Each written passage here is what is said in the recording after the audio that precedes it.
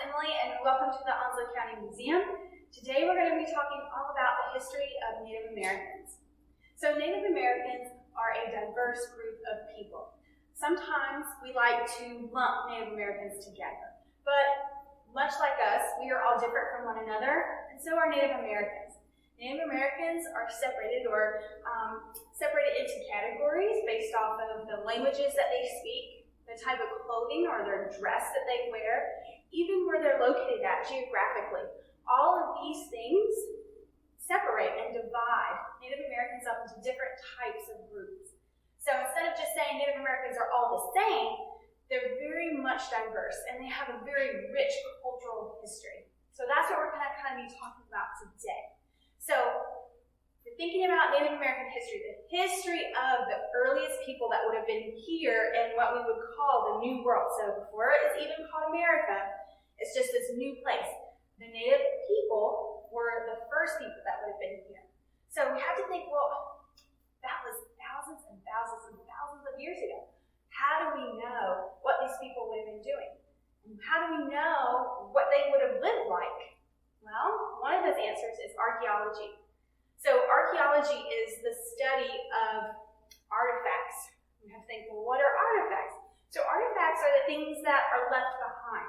So if you think about a Native American tribe together in this one area, maybe they made pottery, maybe there's some type of jewelry or a tool that was left behind and covered up under layers of dirt. Archaeologists are those people that are going to dig through those layers and find these items, find these artifacts.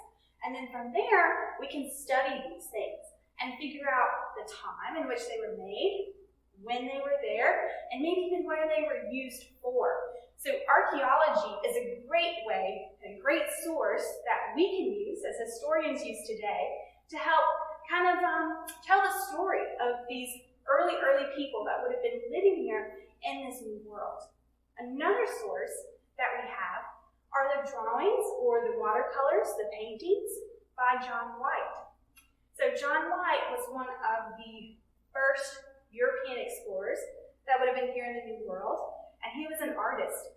So upon meeting these Native American people, he was able to kind of draw the story of these people doing just everyday daily life and daily chores. So from those early drawings about the early 1500s, we're able to kind of see what daily life would have been like for the early Native American people living here. We also have oral history. So Native American people don't have a written language. They didn't write anything down. Not like how we have the ABCs in our letters that we can kind of formulate and make sentences and then write our stories. Native Americans didn't have that. They had their language. They spoke these stories to the younger generations. And those younger generations memorized and learned those stories. And then as they got older, would speak these same stories to their younger children, their younger generations. And so these stories were just passed down from generation to generation. And that's what we call oral history. So that is really from the Native Americans themselves, which is the best type of source that we could have as historians looking into the history of these early people. So the first people that we say arrived here in what we now consider North America, we call them Paleolithic Indians. And that's because they would have arrived here at the end of the Ice Age. So there's many different theories about how these people arrived here in what we would now consider North America. And they would have crossed maybe a land bridge in what we would think of as the Bering Strait. So that's a theory. There's also another theory that maybe they took the waterway here. So there's many different ideas or theories out there about how they actually arrived here. But we know here in North Carolina, they would have arrived here around the end of the Ice Age. So we date it probably about 10,000 to about 8,000 BC. And then we call them Paleo Indians because they lived during the Paleolithic era. So think about almost like cave people. Right? I know maybe some of you have seen the Croods. So these early people that they would have had to kind of deal with these big big mammals, or even Ice Age movies. Some of them are pretty good because we have, of course, these megafauna, so we call them the big mammals, big animals. So think about animals like the mammoth, or mastodons, or the short-faced bear, even the ground sloth. These were all creatures that would have been living right alongside of our Paleo Indians. And our Paleo Indians would have been hunting these creatures. So what they would have been using is a spear, something like this. So this is pretty big. But think about a mammoth and how huge that animal would have been. And think about a human. So you have a small human compared to a huge mammoth, a huge animal, a megafauna. So the type of weapon, their spear, maybe would have been a little bit bigger, right? Because think about a mammoth. If you're hunting something down, it's probably not going to be very happy that you're trying to kill it. But that's what our Paleo Indians would have been doing because they need that animal, in order to live and survive. And our Paleolithic Indians, we call them nomads. So that means they move a lot from place to place to place. So they don't have a permanent home or a permanent settlement. They just kind of go from place to place. And they typically do that because they're following their food source. So we're thinking about the end of the Ice Age. There's probably not a lot of vegetation, not a lot of plant life. So their main food source would probably be those megafauna, those big animals. So if your food source leaves, you're going to want to leave with it. So that's why there's not much. Let's think about like archaeology, looking for artifacts. There's not a lot of that there for our Paleo Indians because they're very nomadic. They just roam from place to place to place. So our second group that we're going to talk about, we call them Archaic Indians. So we still have our Paleo Indians that lived during the end of the Ice Age, from 10,000 to 8,000 BC. And the Archaic Indians start at 8,000 and go into 1,000 BC. So they're still the same group of people. It's just that they lived during a different time. And the reason why we change that time and why we say it's different from the Paleo era versus the Archaic era or period is because of the environment. So the Paleo Indians are living in the Ice Age, essentially. The end of that Ice Age, there's really cold temperatures. Temperatures are very cold, lots of snow, not a lot of vegetation. The Archaic period, we say, starts about 8,000 BC, and that's because the environment, the climate, changes. It warms up. The ice starts to melt. All these big megafauna, the mammoths, the mastodons, all these kinds of creatures, they are now extinct, so they die out. And then we have plant life. We have more vegetation. We've got berries and nuts that now those Archaic Indians start to collect.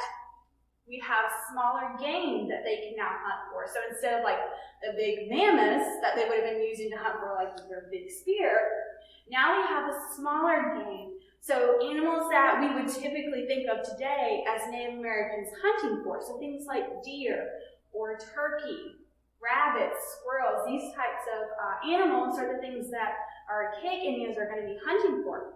So they're still using a spear. It's just maybe not as big as that one. It might be a little bit smaller, more easy to manage and hold on to if we're thinking of hunting a deer. And the Archaic Indians also create the atlatl. So sometimes you could also call it a spear thrower. So the purpose of the atlatl is to help the spear go further. So it's like adding an extra arm onto your arm, if you think about it like that. So you have your spear, with just you chunking it with your arm is only going to go so far. But if we add the atlatl, which is adding extra oomph, we'll say, to you throwing your spear, you hold it like this, and sometimes they'd actually have a stone here. So it's like a weight, an extra weight. So if you think about extra weight, when you actually throw it up, that extra weight is going to give it even more strength. So it's helping your spear go further than it would have if you were just using your arm.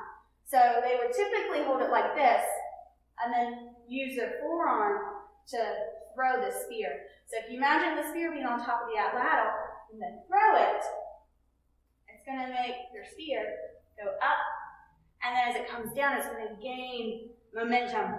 So actually would be a better tool to use for hunting. So you have the creation of the atlatl with that extra spear throw, which is great for the Archaic Indians, especially when we get ready to hunt. The Archaic Indians also create the arrowhead. So we think, well, all the Native Americans had arrowheads. But not all of them. So your Paleo Indians, so think about the ones at the end of the Ice Age, they have their spear, but instead of the arrowhead, they are actually using a clovis point. So that's still a stone tool, sharpened point, that they would attach to their spear. But it's not as great or as useful as what the Archaic Indians end up creating, which is that arrowhead, which looks like that diamond shape. And they would attach that to the end of their spears. That diamond shape, that arrowhead, is a much better weapon than the clovis point, which is more rounded out. So it almost looks like a little, a long surfboard, if you think about it like that. So the arrowhead was something that the Archaic Indians also helped create or invent, which kind of defines the period as well. Our third period, and last period, is what we call the Woodland period, or era. And that's from 1000 BC to about the 1500s AD. So this group, the Woodland Indians, are the ones we know the most about because they're the ones who actually make that first contact with Europeans. So the first group of Europeans that came to the New World, our Woodland Indians, are the ones that actually make that contact. So when we talked earlier about John White's drawings and his watercolors, the Woodland Indians is that group of Native Americans that he actually met and was able to draw those images. So your Woodland Indians, so they're still hunting for deer, turkey, rabbit, squirrels. They're also fishing. So here in Onslow County, we have two rivers. We have the New River and the White Oak River. So they're using that water source, especially to hunt, not just for fish, but also for oysters. You see back here, you've got some people out on the river with baskets full of oysters. So oysters would have been something, another type of food source that Native Americans here would have been partaking in. So as they're hunting, they're still using the spear and the atlatl that the Archaic Indians helped create and invent, but they added the bow and arrow. So we have a bow and we have our arrow. And they are going to be much more efficient in terms of, we'll say, precision. So if you're thinking about a target or a prey that they're hunting for, a bow and arrow is going to be probably the best weapon that they could use for that. And not just for hunting, but bow and arrows and even spears would have been used for wartime. So not all Native Americans got along with one another. Different tribes and clans fought with one another.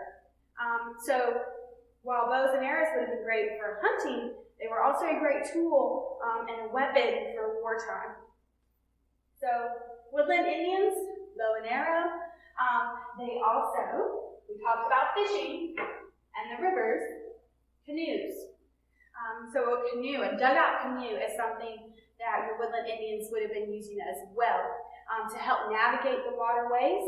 So not just for food, but also for trade. So there also are these other Native American tribes that these Woodland Indians would have been communicating with. They would have been using the waterways and using their canoes to get to these other groups of people, and not just for trading, but also for communication, for establishing relationships with each other, and maybe even alliances. We talked earlier about the bow and arrow using it as a weapon for war. Well, you have to maybe have allies or friends for war. So traveling in a canoe would have helped enable a sense of communication and kinship between other Native American tribes. So thank you so much for joining me today as we talked about the history of Native Americans. Please be sure to check out our other videos about Native American history. We're going to kind of delve a little bit more into more detail about our Native American Woodland Indians. Be sure to check out our website for other virtual programming and tours. Thank you so much, and take care.